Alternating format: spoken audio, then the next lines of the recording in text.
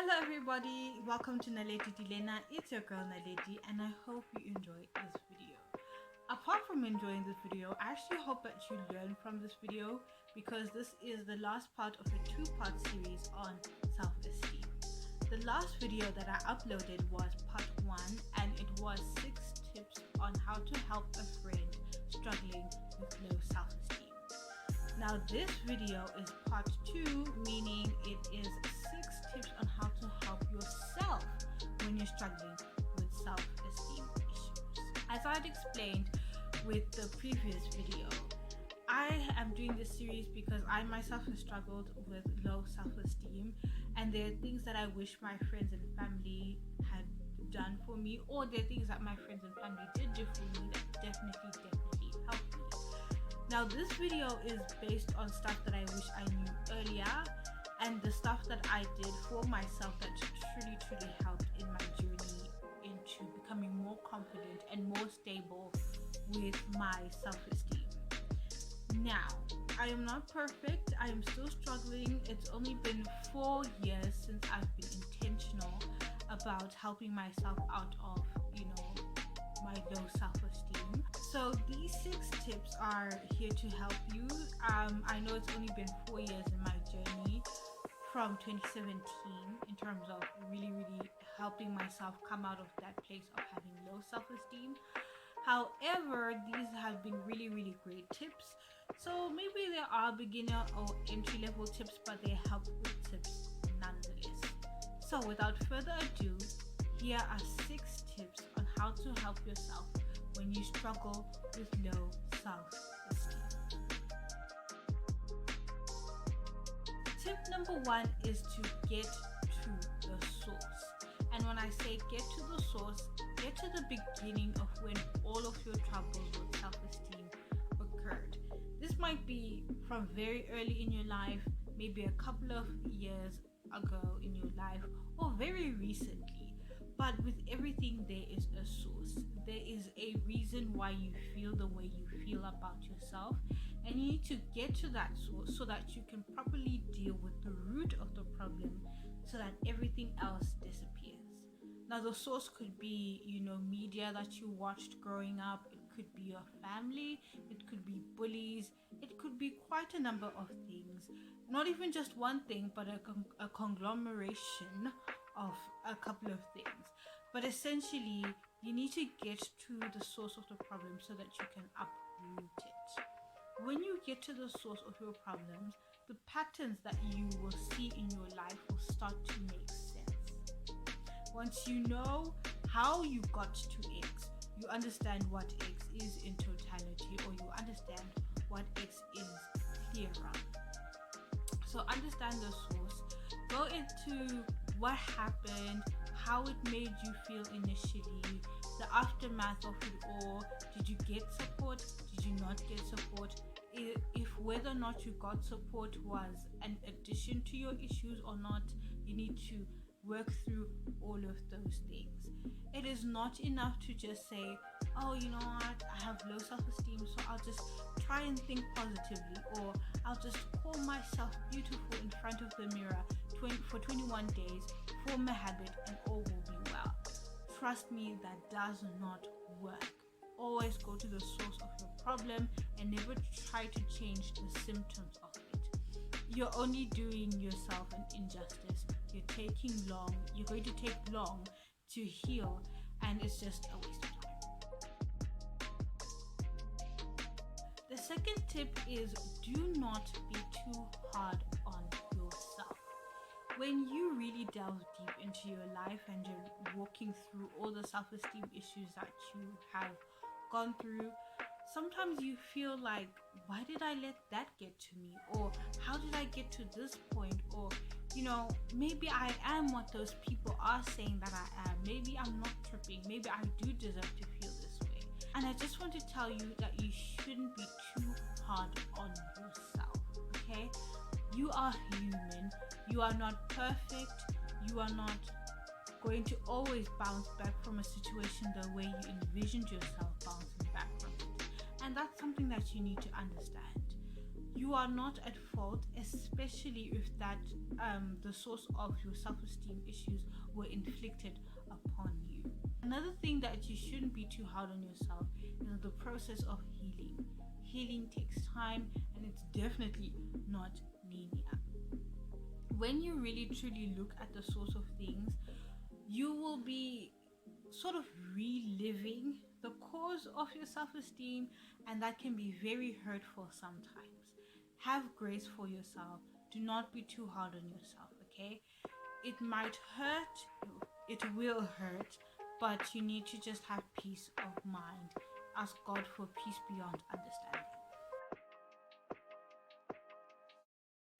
Tip number 3 is to vent.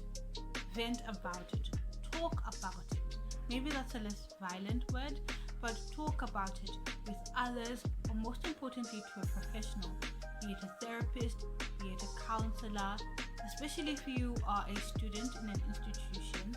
Most institutions provide counseling services, so maybe not a therapist but a counselor. I know the university that I go to, which is the National University of Science and Technology here in Zimbabwe, there are 2 counselors on campus, one at student res and one at admin building. So please talk to somebody. And when I say talk to somebody, please be careful who you talk to, because sometimes the people that we talk to will cause us to relive our troubles in the sense that they'll reenact them, or they'll downplay our troubles, they'll gaslight you, or they'll just really fumble with you because they don't know what to do. Struggling with your self-esteem is a matter of the psyche, and your psyche is very, very important. You need to trust whoever you are talking to, because they are essentially, you are actually opening up your door, opening up your psyche to them, and you're asking them to help you sort of change that. That is a monumental thing to ask for. So please be careful who you talk to. But once you find somebody that you trust, that loves you, that cares for you, you need to talk to them. And talking about it will release everything that you have held up, so that you don't burst on somebody else, which is definitely not something that you want to go through. Talking to somebody also helps you kind of discover things that you didn't know were in you that you needed to get out. Once you start to unpack everything that you've been through, when you're talking, you start to see all those underlying issues that you couldn't really see because they weren't on the surface. And that's very good, because the deeper the issue, the more you need to deal with it. So once you at least become aware of that problem, you can help yourself out of that problem, or you can fix the problem. So please, please, please talk to somebody. Also, talking to somebody will make a lot of people aware of your feelings and be very mindful with you, and be more purposeful about helping you and interacting with you in a way that will help you inevitably. So when you talk to people, people are aware of what you're going through. You won't be suffering in silence. They'll check up on you. Tip number 4 is to adjust your behavior. Now, all these tips can be, implemented at the same time or in succession, it doesn't matter. But from when you start dealing with your issues with self-esteem, with due time, you need to adjust your behavior. And adjusting your behavior comes in 2 ways: adjusting your behavior to others and adjusting your behavior to yourself. Now, in terms of adjusting your behavior with others, it's with others, not to others. But in terms of adjusting your behavior with others, what you need to do is to raise yourself up and relate to other people as your equals. One thing for me that I noticed is whenever I met with somebody, I automatically put them in a position that was above myself, and that truly showed itself in terms of how we interacted. You need to behave as if you're equals with other people. You need to accept compliments. That's something that is still bothering me to this day, accepting compliments. Just accept compliments, give compliments, and just open yourself up. One thing about my self-esteem, that my low self-esteem that did to me, was it made me come across very cold and mean. And apart from the fact that I am introverted and a reserved person, when you come across as stone cold and mean, you don't open up yourself to people in a way that could form, relationships, not just like romantic ones, but platonic ones, familial ones. When you have an RBF, like I do, I'm not gonna lie, I do still have an RBF. When you are very closed off because of your self-esteem, and that's a self-preservation mechanism, a coping mechanism, is to close yourself off to block further hate or further hurt. So basically, you'll just be blocked off to people. The problem with that, though, is that you're also blocking out the good things, and that's something that I think you should, adjust. Being more open. You will be disappointed by people regardless, but just open up yourself to a good experience. Open up yourself, open up your face, open up your demeanor. Sit straight. Don't always cross your arms. Put them by your side. Be more open. Be more willing to initiate conversation. But in general, adjust your behavior to be more open. One thing I know for sure is when somebody has low self-esteem, it's either they're closed off or they're very mean or very brash and abrasive, on the terms that they want to hurt before they get hurt, or on the principle that, hurt people hurt people. So in terms of opening up yourself, in addition to that, you also need to be kinder to people. Not everyone is out here to get you. You don't have to show dominance by being mean. Just be kinder, be softer, be more graceful. Now, adjusting your behavior with yourself is giving yourself grace, and with tip number 2 is not being so hard on yourself. Allow yourself to accept compliments. Allow yourself to feel good. Allow yourself to live in a moment of happiness without wondering when it's going to run out. Allow yourself to be happy or to be comfortable in somebody's presence without wondering if they're going to hurt you, or without wondering whether or not they'll agree with your own self-assessment. But also with yourself, you need to just be very mindful of your thoughts and how those thoughts act upon themselves through your actions, or how those thoughts manifest with your actions. Okay, be very, very kind to yourself, graceful to yourself. Allow yourself to be the version of yourself that you wish you were, that you feel like your low self-esteem is blocking you from becoming. Tip number 5 is to take care of yourself. Put effort in yourself. Invest in yourself. This is more than just looks. This is also in your education, in whatever skills you have, in your hygiene. When you don't care for yourself, or when you think very lowly of yourself, it always comes through with the way you take care of yourself. Apart from being lazy or just being untidy and clumsy and careless, when somebody generally has a low self-esteem, they're not too concerned with themselves. They already think lowly of themselves, and they believe that other people also think lowly of themselves. So why bother with any of that? If I'm ugly, I'm ugly, period. But when you take care of yourself and you invest in yourself, a lot more is at stake. Therefore, you're charged up. Therefore, you're more careful about yourself.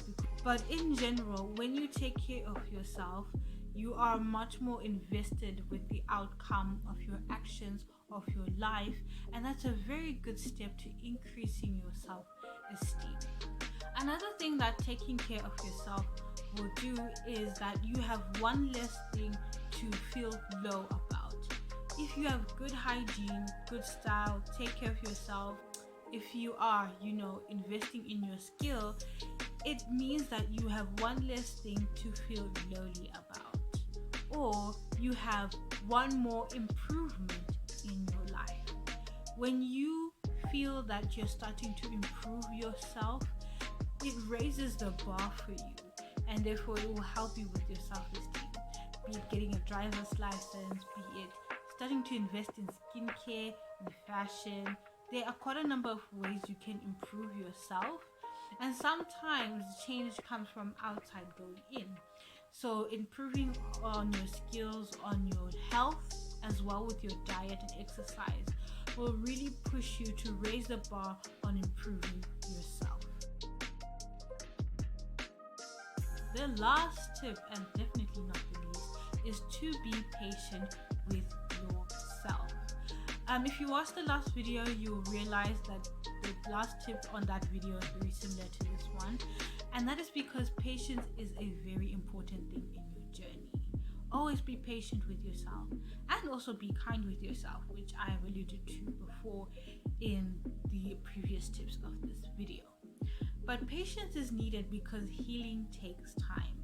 When you set out to be intentional about your self-esteem in the beginning of the year, it doesn't mean that by the end of the year everything will be sorted out. Especially if you truly have low self-esteem and not just a lapse of confidence from time to time. This in general takes time, takes years. But don't be discouraged, even if you're not fixed by the end of the year. When you're very intentional about helping yourself from your struggles with low self-esteem, you will see progress by the end of the year. So just be patient with yourself. Apart from that, be patient with yourself in terms of healing, because healing is not linear. It's not always a forward-moving process in our life. You might feel as if you've had a lot of progress, then you have one thing that will trigger you, and then boom, you feel like you're back at square one, or you've gone several steps back. So in general, please understand that healing is not always progressive. Sometimes you will regress in your journey, or sometimes you'll just be stagnant. You'll feel like you've been in the same place for like what? A month, 2 months, a couple of years, or a couple of weeks. You need to understand that there's sometimes when you feel like you're standing still, and that doesn't matter. What matters though is that you're being very intentional about helping yourself, and that you are trying your best with what you have available to you in your journey to having high self-esteem. Anyways, that's the end of the video. I hope you guys learned quite a lot. If you guys have anything more to add, please don't forget, and do not be shy to comment down below any thoughts. If you have any thoughts on this video itself, comment down below as well, and do not forget to like the video. Most importantly, also do not forget to subscribe. It is literally down there.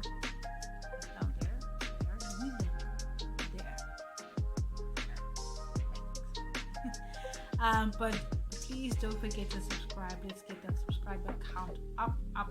If it's up, then it's up. Don't forget to also follow me on my socials on Twitter and Instagram at Naledi_Dilena. Without further ado, I will let you go. Have a wonderful time, and I hope to see you in the next